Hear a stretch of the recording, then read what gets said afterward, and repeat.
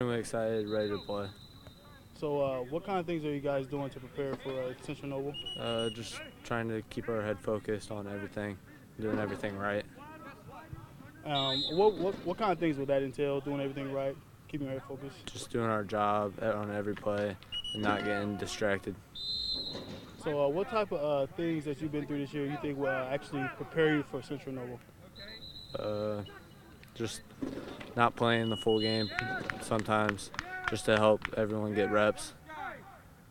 So, how do you think playing at home will benefit you for this game? Just home games, the fans always there.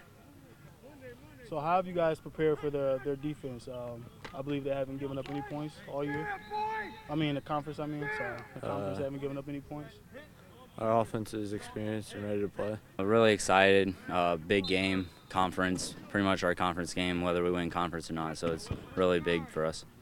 So, what type of things have you been through this year? Short season thus far, but what type of things have you been through this year that you think that will prepare you for Central Noble? Every game we've just been getting better, progressing, running through our plays, getting all the basics down, getting ready for the game. So, how do you think playing at home will benefit you guys this week? I think a lot of fans will come out for us and just give us some confidence, and hopefully we can build off it. So, you guys, they have not given up a point, I believe, in conference play thus far. So, what do you think some of the things your offense could do to get some points on the board? We just got to make sure our blocks are on. We got to get the basics going and stick to what we do. So, okay, well, I can't really think of anything else. Well, is there anything different that coaches said to you guys or stressed to you guys this week that you think will stick with the team and help you in the victory? They just physicality. They want us to be really physical and make sure we play with everything we got. Well, we haven't done a whole lot different than what we normally do. We're trying to focus on doing things better than maybe what we had the last couple weeks. We understand that Central Noble's probably the best team that we've played so far, and they look really good on film. And obviously, they've played a pretty good schedule, and their only losses to a really good West Noble team, and they played them pretty tough early in the season.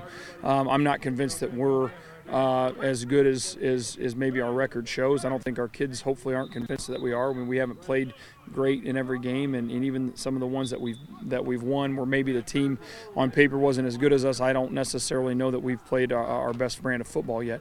If we don't play close to that on Friday, we won't have a chance to win.